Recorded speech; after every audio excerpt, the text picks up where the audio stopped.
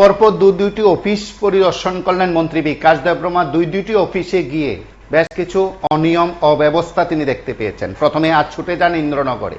সেখানকার যে অফিস রয়েছে হস্তকারুশিল্প সে শিল্প দপ্তরের যে অফিসটি রয়েছে সেই অফিসে তিনি যান এবং সেখানে কিন্তু গিয়ে কর্মচারীরা অনুপস্থিত, যথাসময়ে কর্মচারীরা আসেননি। তিনি বিভিন্ন রুমগুলোতে যান, বিভিন্ন রুমগুলোতে গিয়ে সরাসরি সে দৃশ্য দেখেছেন। তারপর তিনি আসেন জনজাতি কল্যাণ দপ্তরে। সেখানে এসেও অফিসের কর্মচারীরা যথাসময়ে আসছেন কিনা সবকিছু খতিয়ে দেখেন।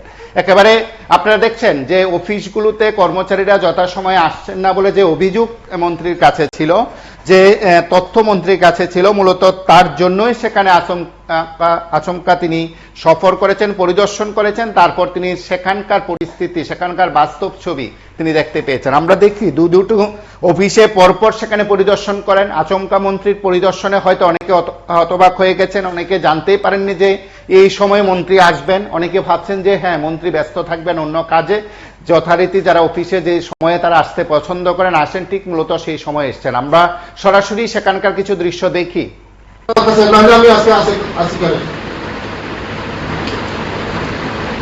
সময় মতন আসল অফিসে, সময় মতন সময়ের কাজ করা লাগবো। অফিসে এলাম, কাজ করলাম না, সই দিলাম, গেলাম না, হইতো না। দুইবার রেজিস্টার চেক করা দিব। সেকেন্ড টাইম আমি আমু যারা আজকে অ্যাবসেন্ট আছে সব বেতন কাটা যাইব, প্লাস সুপার দেওয়া হইব, লেখেন ছাড়াবো। হ্যাঁ, এইগুলি যত অ্যাবসেন্ট আছে সব লাল কালি দিয়ে রাউন্ড করবেন।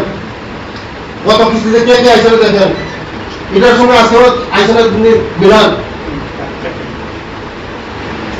সুপার দেওয়া হইব, সুপার দেওয়ার পরে যদি না হয় আমি দেখুন বাকিটা। আগরতলা শহরে যদি চাকরি না করতে ইচ্ছা হয়, পাঠানো তাহলে বন্যাচল নাইলে ওই পাঠানো অনেক দূরে। শহরে যদি থাকে ভালো যদি না লাগে পাঠানো তাহলে। আর ক্লাসটা আমার অ্যাটেন্ডেন্স 10টা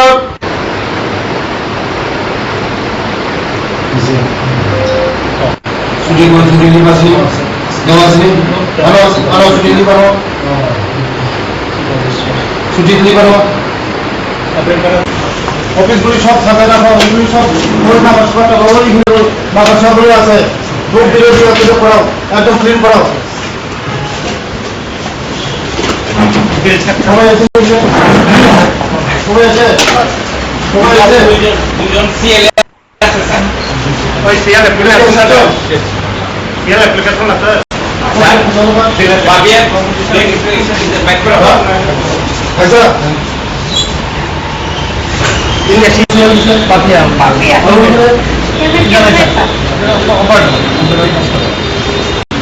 রুমগুলি সব ঠিক করবো। হ্যাঁ, যে মাপগুলি সব ঠিক করা হইব, গ্রুপ দিয়ে সব পরিষ্কার করা হইব।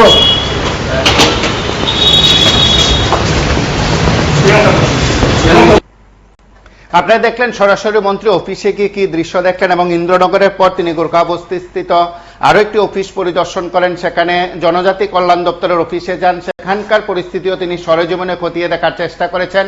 পরপর দুটি অফিসে তিনি আচমকা যখন যান তখন স্বাভাবিক কারণে যে পরিস্থিতি তৈরি হয়েছে, অন্যান্য কর্মচারী আধিকারিকদের মধ্যে দৌড়ঝাঁপ শুরু হয়েছে। যারা যথাসময়ে অফিসে আসেননি রীতিমতো তাদেরকে সেখানে তালিকাভুক্ত করা, তাদের বিরুদ্ধে ব্যবস্থা নেওয়া, বেতন কেটে দেওয়া এবং শোকজ করা ইত্যাদির কথাও কিন্তু মন্ত্রীকে বলতে শোনা গেছে।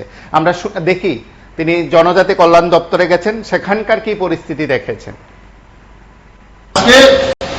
এখানে হ্যান্ডলুম ভবনে ইন্দ্রনগরে গতদিনও আমি এসেছি, আমার কাছে রিপোর্ট আছে কর্মচারীরা সঠিক টাইমে অফিসে আসে নাই।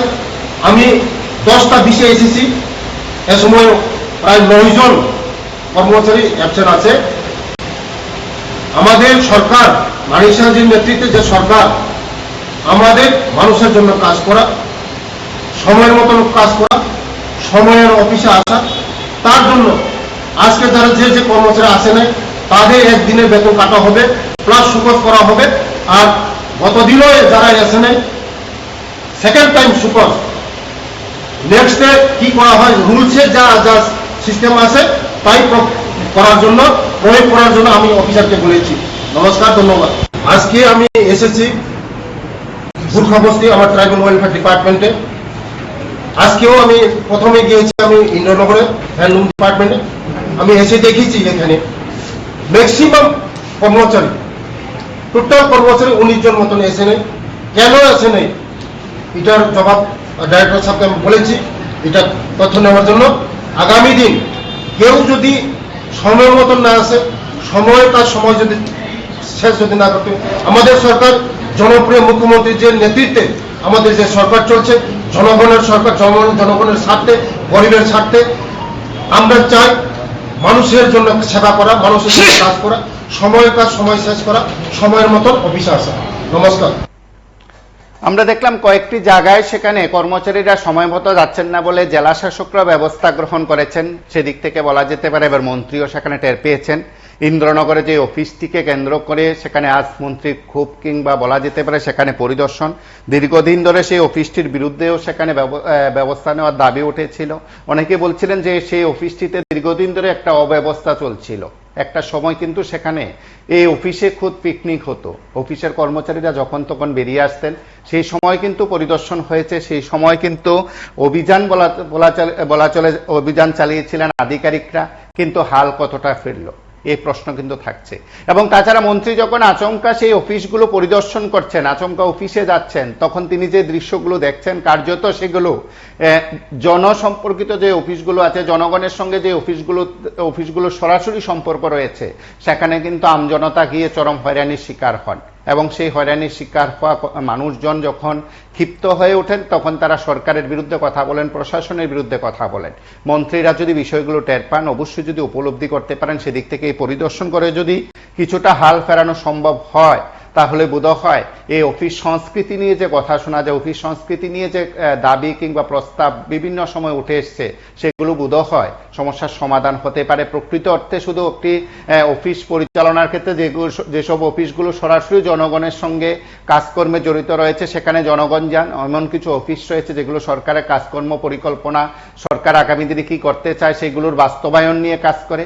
কোনো কোনো দপ্তর আছেন সরাসরি সেখানে পরিকল্পনা বাস্তবায়নে গুরুত্বপূর্ণ ভূমিকা থাকে। তাদের ফাইল যতটা সম্ভব তাড়াতাড়ি যদি ফাইল সেখানে স্বাক্ষর হয়, তাহলে জনগণের জন্য যে পরিকল্পনা সরকারের রয়েছে তা খুব দ্রুত হয়। এবং যখন তার দূরত্ব বাড়ে তখন ক্ষিপ্ত হন জনতা। সেদিক থেকে বাস্তব বোধহয় বুঝলেন মন্ত্রী বিকাশ দেববর্মা। আজ পরপর দুইটি অফিস পরিদর্শন করেছেন।